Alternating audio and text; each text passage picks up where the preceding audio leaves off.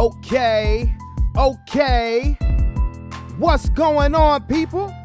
It's your boy Brandon Brevon Towns, host of that show called Sports Plus Life. And you already know what's going down today, bruh. So turn it off, turn it all the way off, boy.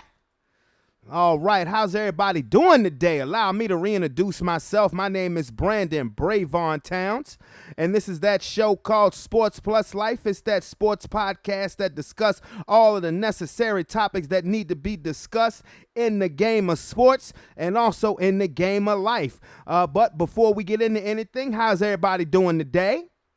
It's been an ugly, nasty, rainy day here in Virginia. Even when I was in Fredericksburg earlier doing my job, it was pretty much nasty the whole day. When I got my kids, it started raining again. But you know what?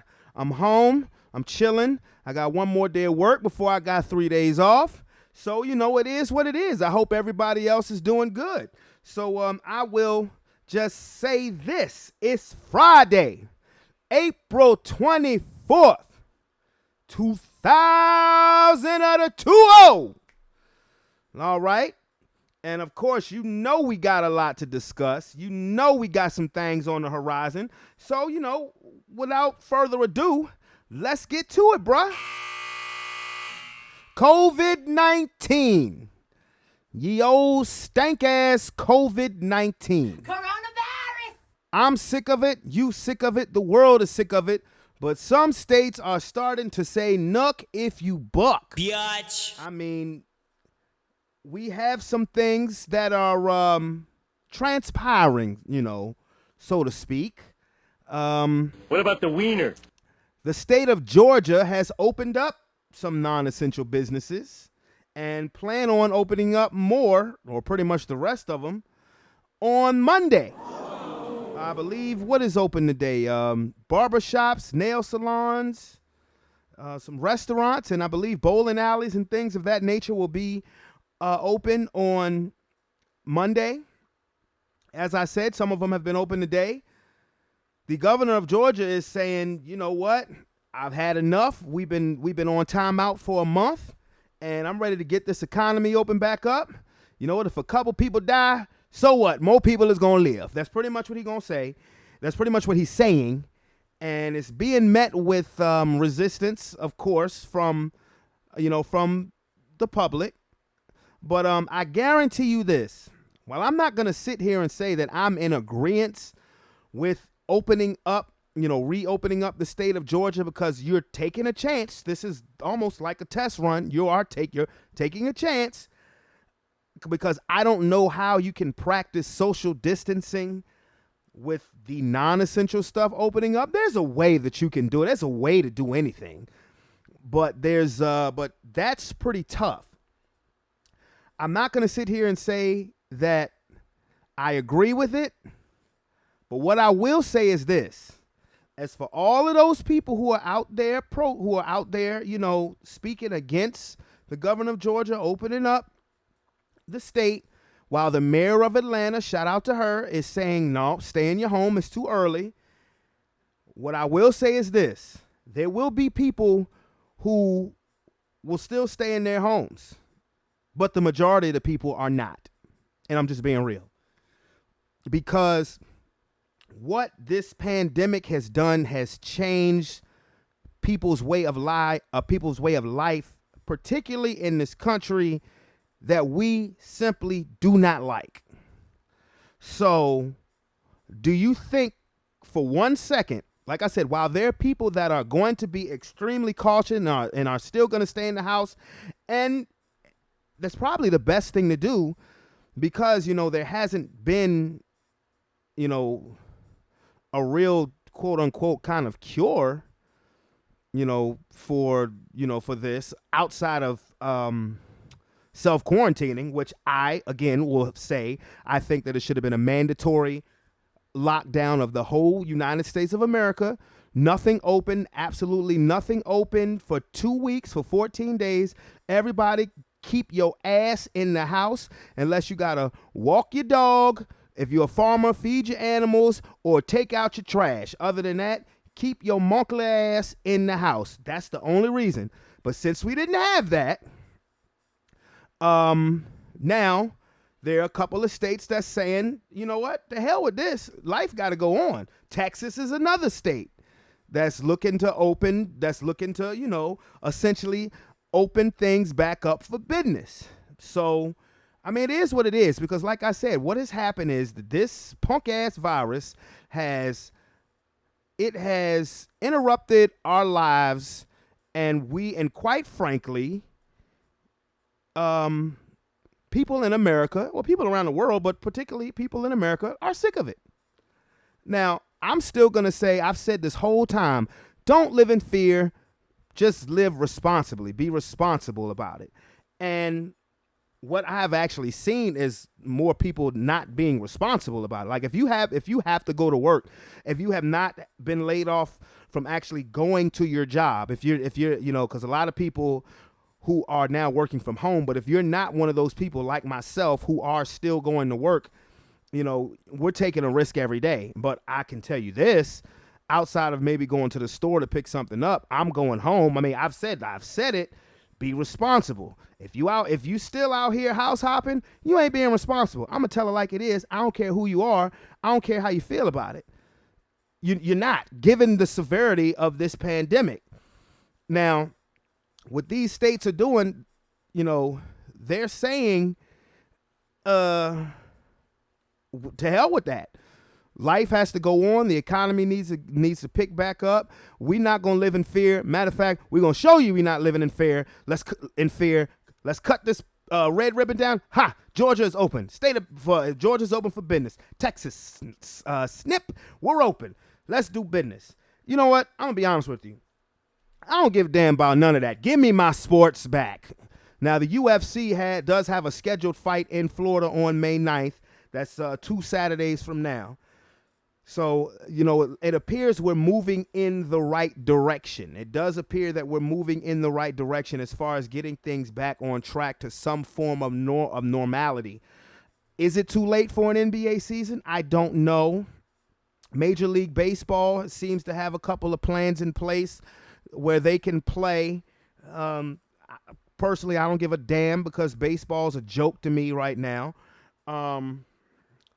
But the main sport that we here in the good old United States of America want to make damn sure that we don't miss a single solitary game of is the National Football League, and that's where I'm going to next. The NFL draft was last night. I really never honestly pay attention to the draft, but there's nothing else to watch on live TV.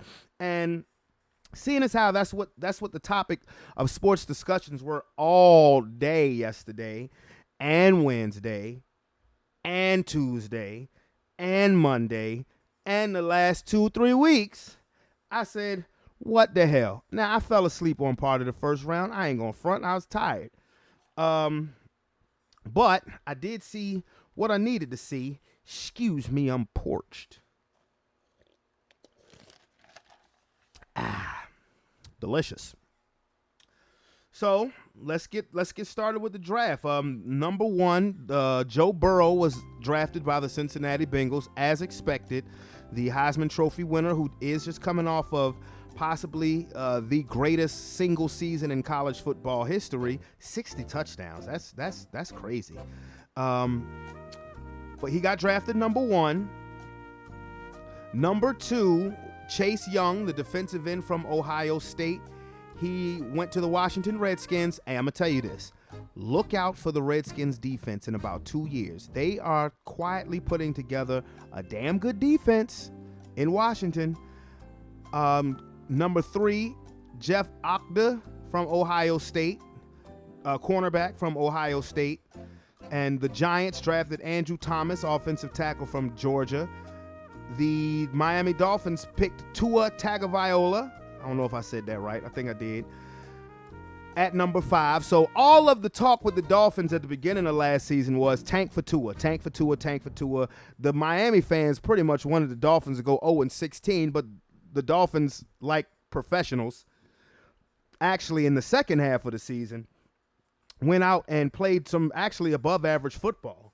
Actually, but they had the 5th pick and they got Tua anyway. So win-win. The Chargers drafted Justin Herbert at number 6. Derek Brown, defensive tackle from Auburn, went to the Panthers. Isaiah Simmons, all-world just defensive player. I think because he's listed as an outside linebacker, but I didn't see the dude play safety. I didn't see the dude play cornerback, and dude didn't play linebacker. He is going to be an absolute star for the Cardinals. And number 9, cornerback C.J. Henderson from Florida. And number 10, the Browns got offensive tackle Jedrick Willis from Alabama. Did you get all that? That was the top 10, okay? So let's go over the top 10 real quick, shall we? Okay, first of all, Joe Burrow going to Cincinnati. You know what? Good for him. Number 1 pick, had an awesome season. He's from Ohio, so kind of a local kid thing going there. And I'm going to tell you this right now. The best quarterback in this draft was Tua, not Joe Burrow. Joe Burrow, lightning was in a bottle. He's caught lightning in a bottle this season and had an unbelievable season. I'm not taking anything away from him, but I'm going to tell you right now, Joe Burrow is going to struggle with the Cincinnati Bengals. And it's not because of the lack of talent in Cincinnati. I'm going to say this. For about the last 15 years, Cincinnati has toted out one of the most talented squads consistently in the National Football League. For the last 15 years, okay? I mean, in the last 15 years, they've been to the playoffs 7 times. They had Carson Palmer took them twice. Andy Dalton took them his first 5 years in the league. Okay, they still have A.J. Green. They have Tyler Boyd. They have Joe Mixon. They have Tyler Croft, the tight end, or Tyler Eifert, the tight end. They have John Ross. They always put together a respectable defense, above average respectable defense. Geno Atkins is top 3 defensive tackles. I mean, Aaron Donald, Fletcher Cox, Geno Atkins, as far as D tackles in the National Football League. But the reason why Joe Burrow is going to struggle is, like I said, not because of the talent. They have the wrong coach. Sorry. I don't believe in Zach Taylor for a second. Now, hopefully he can prove me wrong. But you don't get that. I mean, because when they let Marvin Lewis go, it's not like Marvin Lewis had a horrible team. You know, it's not like they had an awful team. Andy Dalton is Andy Dalton ain't going to be no Hall of Famer unless he has a drastic career change. But Andy Dalton is not a sorry quarterback. He's made a couple of Pro Bowls. Andy Dalton is not start off the season 1-12 bad. He's just not. He is not. I'm sorry. A.J. Green or no A.J. Green, Andy Dalton ain't that fucking bad. He's just not. Nobody can convince me. I mean, I've watched Andy Dalton since he was in college, since he was at TCU, and Andy Dalton has never been that garbage of a quarterback. If you think you made an upgrade from Marvin Lewis to Zach Taylor, nah. Now, as far as the Dolphins goes, and this is a question mark with Tua, his health, if he's 100% healthy. And I think every mobile quarterback should go to the Russell Wilson school of how to effectively scramble and not take the big hit. Lamar Jackson does a very good job too, and he's the best out of it. But as far as quarterbacks who are, you're really pass first, but you have the wheels where you can make things happen out of nothing, they need to go to the Russell Wilson school of how to do it. Okay? Kyler Murray does a good job of it. Deshaun Watson does a good job of it. RG3, not so much. God f***ing damn it! Okay, so, but I believe Tua is going to make things happen in Miami. The Dolphins have been quarterback butt surfing for 20 years. I mean, the Miami Dolphins have only been to the playoffs twice since the year 2000. And it's been in 8-year increments. They went in 2008. Chad Pennington, Wildcat, took the league by storm. And they went in 2016. Maybe they'll go in 2024. And that's not unlikely because it's already 2020. You dig? But I think that was a great move. It was a great pickup. I have to applaud it. Now, number 11. I'm sorry. Before I get to number 11, I'm sorry. I think Justin Herbert's going to be trash. You It's really that simple. He has Josh Rosen written all over him. I mean, if that's what the Chargers are basing their future on, boy, did you just set your franchise back 10 years. Because I don't see it with Justin Herbert. I never have. I never knew what the fuss was. I think Justin Herbert is going to suck. Quite frankly. He is going to suck. Waste a draft pick. Especially a top 10 draft pick. Now, number 11, the Jets took Mekhi Becton, offensive tackle out of Louisville. The Oakland Raiders took Henry Ruggs III, wide receiver out of Alabama, which was kind of an upset because nobody saw him being the first wide receiver taken, and I don't know why he was. The Tampa Bay Bucks took Tristan Wirfs, offensive tackle. Got to get somebody in there to protect Tom Brady. The 49ers took a defensive tackle, Justin Kinlaw from South Carolina. My Denver Broncos took Jared Jeudy, wide receiver from Alabama. The Atlanta Falcons took A.J. Terrell, cornerback from Clemson. The Dallas Cowboys took CeeDee Lamb, and boy, did CeeDee Lamb get the laugh of the day. Boy, he's you already see troubled cowboy written all over him. I hope not, but I know y'all saw when bruh man, when he got drafted, when bruh man girlfriend grabbed his phone and how quickly he snatched that bitch back. You was on national TV, dog. Oh Lord. Boy, hey, any issues you might have in a relationship, you might want to cut your ties now. I'm serious. Because if you want to have a successful national football career, even though, you know what, you know what, you'll fit right in with Dallas. So let me shut up. Anyway, Austin Jackson, USC offensive tackle, taken 18th by the Dolphins. Damon Arnett, cornerback from Ohio State, taken by the Las Vegas Raiders. I was about to say Oakland. Clevon Chaseon, outside linebacker from LSU, goes to Jacksonville. Number 21, Jalen Reagor. And I've seen him play. He went to the Eagles. He got drafted by the Eagles. He reminds me of Steve Smith, just a little faster. Steve Smith Sr., the great wide receiver for the Carolina Panthers. And the Vikings took Justin Jefferson, wide receiver from LSU.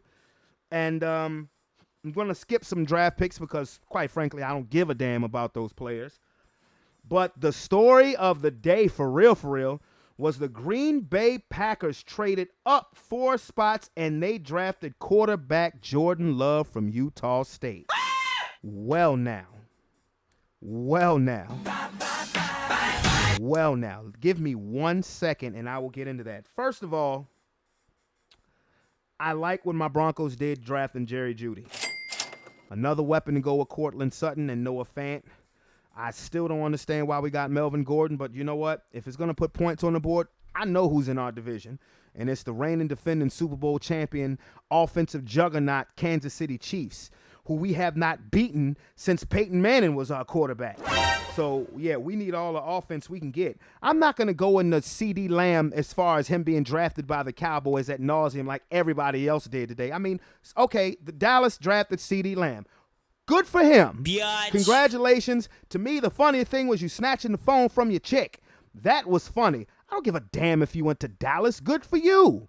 But, of course, they drag everything out about them stupid-ass Cowboys ad nauseum. I wish the Eagles had got CeeDee Lamb, quite frankly, but it is what it is. But now, let me get back to the Green Bay Packers. Aaron Rodgers, my man, you are officially on the clock. Now, I know that you didn't think that this day was not going to come. I mean, come on, bro. 3 years ago, Bill Belichick tried to get rid of Tom Brady because he had drafted Jimmy Garoppolo because he was supposed to be the heir apparent. Now, to where Brady had the upper hand was he, went and told the principal, a.k.a. Robert Kraft, the owner, and the owner sided with Brady for the time being. Well, you got no owner in Green Bay because the fans own that team. Isn't that beautiful? But it usually comes around full circle. I mean, come on now.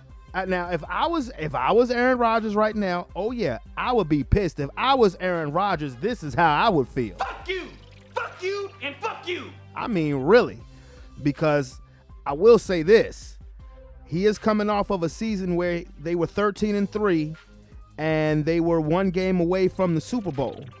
And if you want to go to the what have you done for me lately, yes, it's coming up on 10 years since Aaron Rodgers won his only Super Bowl appearance. But over the last 6 seasons, he has been to 3 NFC championship games. You know, one they should have won against Seattle, the bad onside kick. And then, of course, the game against the Falcons in 2016 and the game against the 49ers, they were absolutely slaughtered. But be that as it may, Aaron Rodgers is still a top-notch quarterback, but, you know, things usually come around full circle. Karma can be that big old MFer, because do you remember 15 years ago, there was a 35-year-old quarterback by the name of Brett Favre who still felt he had a lot in the tank, who was the quarterback for the Green Bay Packers when the Green Bay Packers drafted at number 24 a quarterback out of Cal by the name of Aaron Rodgers. So now a 36-year-old Aaron Rodgers just got word, not by management because they didn't let him know, got by word the same way everybody else knew, that the Green Bay Packers have just drafted a quarterback at number 26 by the name of Jordan Love. And not only did they draft him, they traded up to get him. What does that mean? Like I said, it means Aaron Rodgers, my man, you are officially on the goddamn clock. Now, Aaron Rodgers just recently came out and said that he would like to play till he was in his 40s. Well, sure you can, but I don't think it's going to be in Green Bay. I think you're going to get shown the exit just like Brett Favre did. You probably going to man down the starting position for another 2, possibly 3 years. But they're not drafting a quarterback in the first round, trading up to get him, to have him sit but for so many years. Now, he is a project. There have been people saying that he potentially could be like Patrick Mahomes. But like I said, bruh, he's not going to sit but for so long. You sat behind Favre for 3 years, and outside of possibly Aaron Rodgers taking the Packers to another Super Bowl, 3 years is his max. 3 years. And coming into the 2023 season, Jordan Love will be the starting quarterback. Aaron Rodgers will be playing somewhere else if he hasn't retired. I'm sorry, at the beginning of the 2022 season. Jordan Love will be the starting quarterback for the Green Bay Packers, and Aaron Rodgers will be playing elsewhere if he doesn't retire. I'm just telling you how it is. I mean, it's crazy because, like I said, the Packers were just 13-3. Aaron Rodgers is probably thinking, all right, they're going to draft me some kind of help. So we were just one game away from the Super Bowl. And you get the bombshell dropped on you, my dude. That's crazy. Hey, it's business, bruh.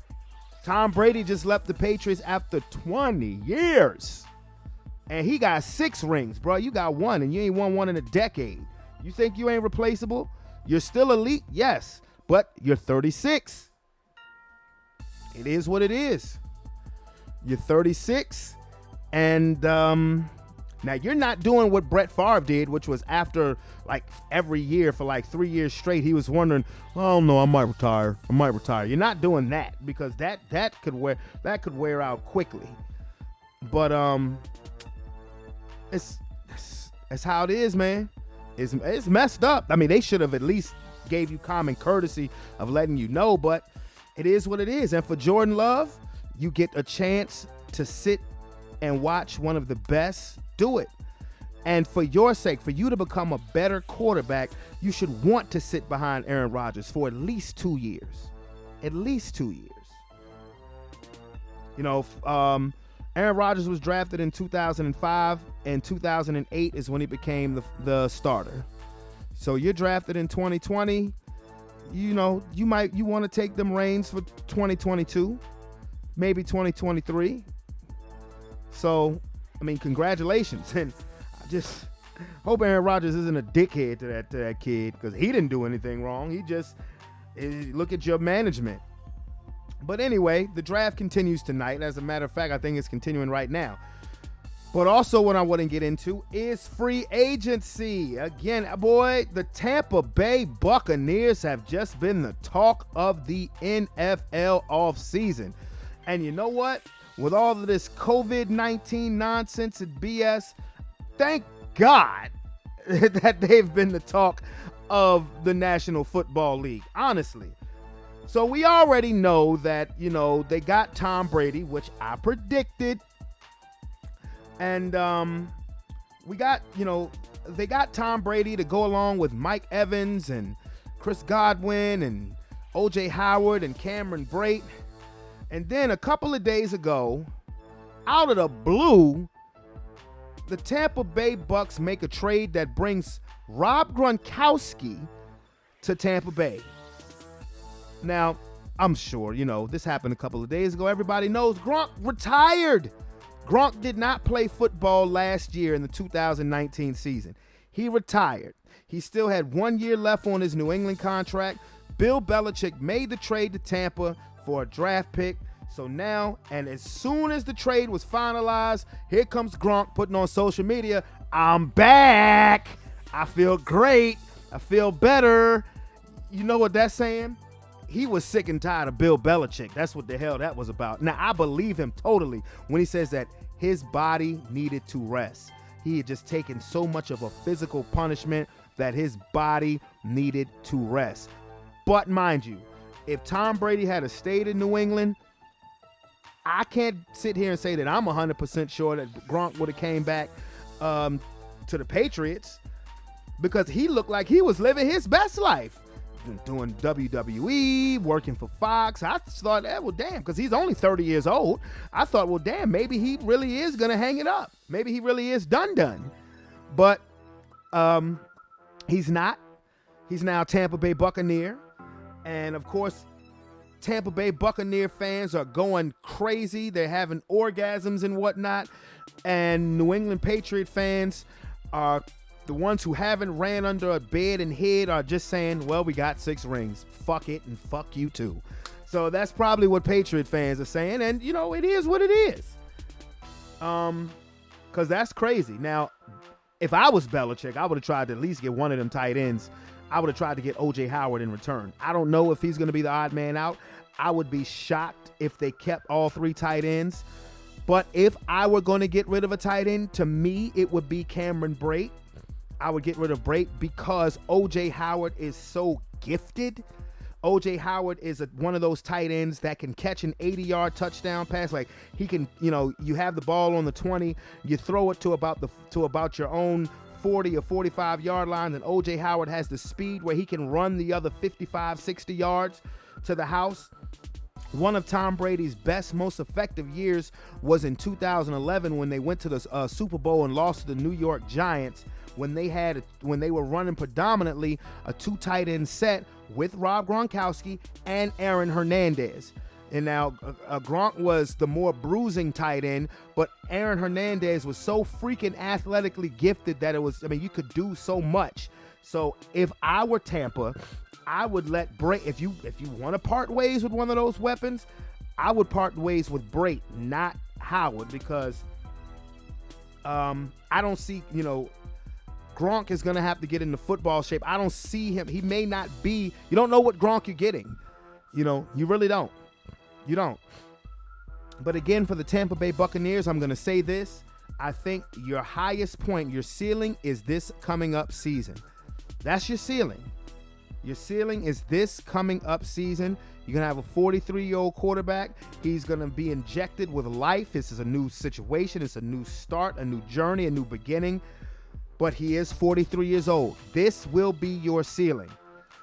I think Tom Brady is going to ball out this season. I still don't have them going to the Super Bowl. I still don't have them winning the NFC South, even though they're making it pretty damn interesting, especially if they can pick up another especially if they have a more than respectable running back. If I was Tampa, I would make one more trade, and this is just off the top of my head. I would make a trade to get Joe Mixon from Cincinnati. Now, if they were to get a running back like Joe Mixon from Cincinnati, then I would say, you know what? These motherfuckers might win the Super. They might not just go to the Super Bowl. They might win it.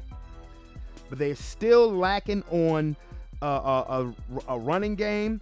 I know that Tom Brady hasn't really much needed a running game, but his best, most complete teams is when he had a solid foundation with the running game, all the way back to Antoine Smith, Corey Dillon. Even with the last Super Bowl that they won, Sony Michel had a damn good rookie year. So, but the Tampa Bay Buccaneers have just been the talk of the NFL offseason. It has just been cray. But I still have to put my faith in the Saints because, to me, this is the ceiling for the New Orleans Saints as well. This is the ceiling for them. It's going to be an amazingly competitive NFC South. I mean, that division is going to be dope. I'm not going to totally sleep on Atlanta yet, even though they find ways to disappoint you.